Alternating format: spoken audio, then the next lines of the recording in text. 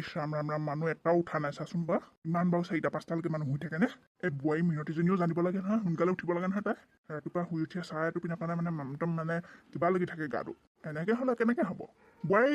বোৱাৰী বোলো বোৱাৰী উঠিছানে এতিয়া আমাৰ গাঁৱত হোৱা হ'লে বোৱাৰীবোৰে 3টা বজাতে উঠি ঘৰ চোতাল সাৰি মেলি কৰি কাম বন ঘৰ সকলো কাম বন কৰি সেই ইমান পাৰ সন্মুখত ভাত এমুঠিহে পালোহেঁতেন কিন্তু এইবোৰ নাই টাউনৰ বোৱাৰীবোৰ অকল দেৰিলৈকে শুই থাকিবলৈ জানে গাল এগাল খাব শুব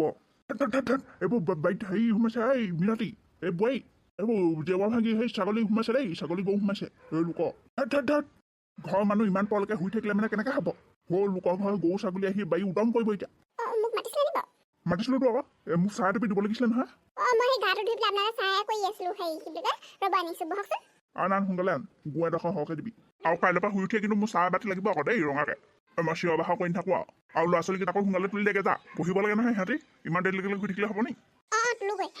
আমাৰ দিনত গম পাওঁ নাই চৰা চিৰিকটি নুঠোঁতে আমি উঠি কিতাপ পত্ৰ পঢ়ি মেলি পথাৰলৈ যাওঁ আকৌ সেই পথাৰৰ পৰা আহি ভাত পানী খাই আকৌ স্কুললৈ যাওঁ বহুত কষ্টৰ মাজে আমি পঢ়া শুনা কৰা মানুহ যা সোনকালে তুলিলেগে যা তাৰপিছতে মই সেই হেৰি কি বুলি কয় ধৈৰ্যহঁতৰ ঘৰৰ পৰা এপাক আহিবগৈ লাগিব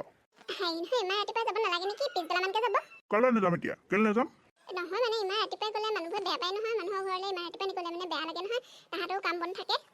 মতা মানুহৰ কি কাম থাকে ৰাতিপুৱা মই ধৈৰ্য চলেহে যাম নহয় তেনেকুৱা বুলি নাই মানুহে ৰাতিপুৱা মানুহৰ ঘৰলৈ গ'লে আজিকালি বেয়াই পায় নালাগে যাবলৈ আপুনি এতিয়া আজি অফিচ বেলাকে যাব হ'ব তেনে চাহ টুপি সোনকালে আনি দে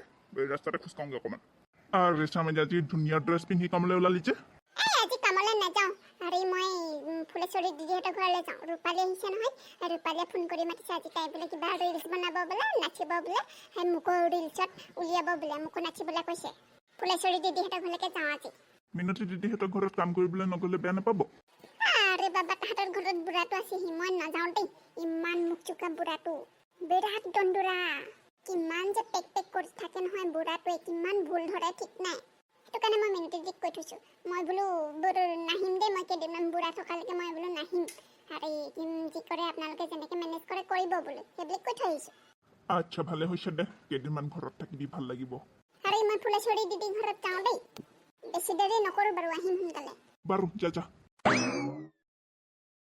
ইমান কেয়াকে ৰ'দটো দিছে দেহাটো কিবা জ্বলি পুৰি যোৱা যেন লাগিছে হয়নে বাৰু ফুলেশ্বৰী হয় দে বতাহ এজাকো নোমোৱা হ'ল পাই পিছে তহঁতৰ সৰুবাৰীয়ে কি আনিলে বা টাউনৰ পৰা ইমান দিনৰ মূৰত ইমান বছৰৰ মূৰত আহিছে সৰুবাৰী ৰূপালীয়ে কি আনিলে বা তহঁতলৈ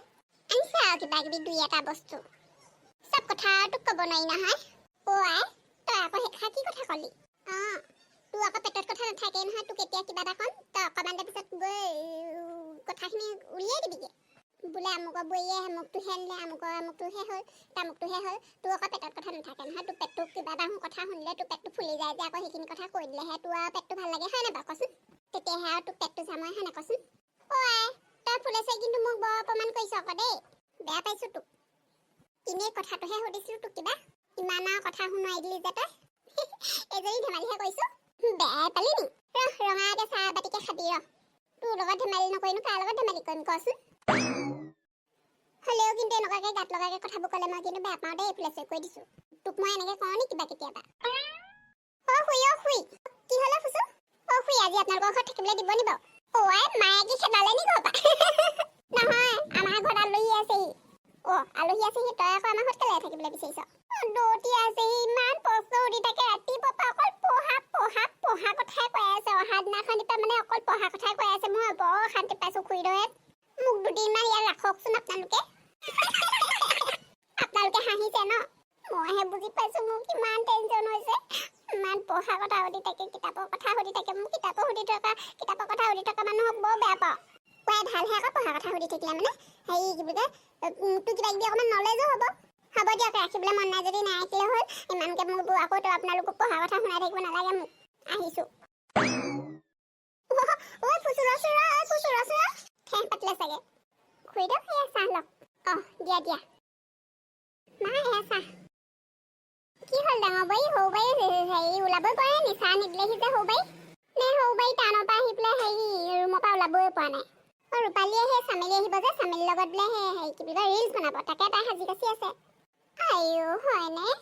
বহি তই আমাৰ সেই সৰু বোৱাৰীজনীৰ লগত কেলে ইমানকৈ তই আমাৰ বোৱাৰীকেইজনীৰ লগত কেলে ইমান লাগি থাক কচোন বাৰু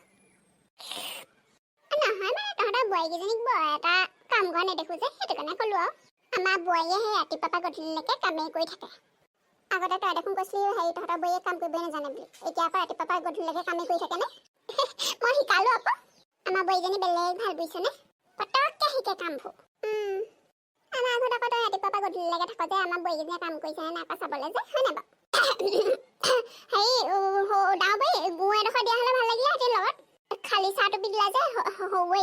টাউনৰ পৰা একো মিঠাই চিঠাই নানিলে নি তোৰ আকৌ চুগাৰ আছে বুলি কৈছিলে নহয় তহঁতৰ বোৱাৰীয়ে সেইকাৰণে মই সেই আমাৰ ডাঙৰ বোৱাৰীক ক'লো বোলো হেৰি চেনি চাহ চেনি তেনি নিদিয়াকৈ বোলো গুৰ চুৰ নিদিয়াকৈ মিঠাই চিঠাই নিদিবি বোলো চুগাৰ আছে হেৰ হেৰি বহি ভাগৰ বোলো হেৰি খালি চাহকে দিবি বুলি ক'লো আকৌ তই খাবি নাই মিঠাই বৈ যাচোন যা মিঠাই লৈ আগে যে হাতকৈ হেৰি মই আকৌ এই নাখায় বুলিহে ভাবিছিলোঁ হ'ব কি ক'লি হেৰি আমাৰ বোৱাৰীয়ে আহি পেলাই তহঁতক কৈছে মোৰ চুগাৰ আছে বুলি এইকেইদিনতে কোনোবা এদিন কৈছিলে কাৰোবাৰ মুখত শুনিছিলোঁ নে তহঁতৰ বোৱাৰীয়ে কৈছে জানো পাহৰিলোঁ সেইবোৰ মিছা কথা এদিন আৰু এনেই আৰু গৈছিলোঁ আৰু টেষ্ট কৰিবলৈ তেজৰ পৰীক্ষা কৰিবলৈ তাত বোলে চুগাৰ ওলাইছে বোলে এইবোৰ মিছা কথা কিহৰ আকৌ চুগাৰ ওলাইছে হয় নাই কৈছে সেইবোৰ ভুল পৰীক্ষা কৰিলে এইবোৰ নহয় তাকেহে জানো পাই হাই চচুমা এই শাড়ীখন মই কলকাতাৰ পৰা আনিছোঁ কেনেকুৱা লাগিছে চোৱাচোন ৱাও সৰু বোৱাৰী বৰ ধুনীয়া লাগিছে দেই মানে তোমাক একদম ধুনীয়া লাগিছে মানে একদম মানে শাড়ীখন একদম উজ্জ্বল হৈ গৈছে তোমাৰ স্কিনটো মানুহৰ নজৰ লাগিব আকৌ দেই সৰু বোৱাৰী খুৰী মোক কেনেকুৱা লাগিছে চাওকচোন মই চোৱাই নাছিলোঁ তোমালে পাই ধুনীয়া লাগিছে দেই ভাল লাগিছে চামেল দিদি আহিলা আহা পাছফালে যাওঁ পাছফালে ৰিলছ বনাওঁগে পাছফালৰ নেচাৰটো ধুনীয়া হৈ আছে পুখুৰী পাৰতে ৰিলছ বনাওঁগে আহা বল চামেলি ধুনীয়া লাগিছে তয়ো বৰ ধুনীয়া শাড়ী এখন পিন্ধি দে আজি এই শাড়ীখন মতাটোৱে কিনি দিছিলে সেইটো কাৰণে ধুনীয়া লাগিছে যা পাছফালে যা পঢ়ি ৰৈ থাকিব পাই তোলে ৰিলছ বনাবলৈ যাওঁ হেৰি ময়ো যাওঁগে ঘৰলৈ পাই যাওঁগে নি বেয়া পালি নেকি বা নহয় মোক কিবা এটা কামহে মনত পৰিলে মই আহিছোঁ দে যা ইভাগে মানুহে কামৰ সময়ত তই ফুচি চিঞৰি থাকিব এতিয়া মোৰ বিপদৰ সময়ত কোনেও মোক সহায় নকৰে কোনেও কোৱা নাই যে ফুচু থাকচোন দুদিনমান আমাৰ ঘৰতে থাক বুলি কাৰোবাৰ যেতিয়া কিবা দৰকাৰ হ'ব তেতিয়া ক'ব ফুচু যাচোন বস্তু এটা আনি দেগে যাচোন পিটিককে ফুচু আচোন পটককৈ কাম এটা কৰি দিবি আচোন এনেকৈ ঢেৰ মানুহ থাকিব সেনেকৈ মতা ঢেৰ মানুহ থাকিব এতিয়া মোৰ কামত কোনো মানুহ নাই খা সেয়া দেখোন দৌৰি সন্মুখত মৰিলো সন্মুখতে ওলাই দিলো ফুচু ৰচোন মোক দেখি ক'ত পলাব লাগিছ দেখিলে